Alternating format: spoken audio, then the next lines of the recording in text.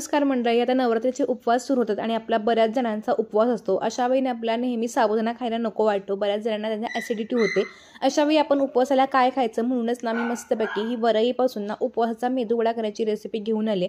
Recipe अगदी साधी simple आणि ह्यामध्ये आपण फक्त 2च चमचे साबुदाणा वापरला। जर तुम्हाला आजची ही रेसिपी अगदी डिटेलमध्ये पाहायची असेल, तुम्ही मला त्यासंबंधीची लिंक जी आहे ती मी तुम्हाला खाली दिली आहे, त्यावर तुम्ही क्लिक करून हा व्हिडिओ पूर्णपणे पाहू शकता। आणि जी चटणी बनवली ती पण उपवासासाठी अगदी मस्त बनते। ही रेसिपी खाण्याला तुम्हाला अगदी मस्त वाटेल, तुम्ही सारखी बनवाल इतकी छान लागते। त्यामुळे जरूर एकदा ही रेसिपी करून बघा आणि रेसिपी जर करून बघितलीत आणि आवडली तर मला ती कळवायला पण विसरू नका, जेणेकरून मला कळेल की तुम्हाला माझे व्हिडिओ आवडतात।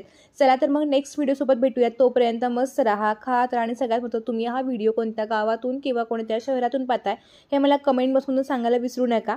चला तर भेटूत एका नव्या व्हिडिओ सोबत, तोपर्यंत धन्यवाद, बाय बाय।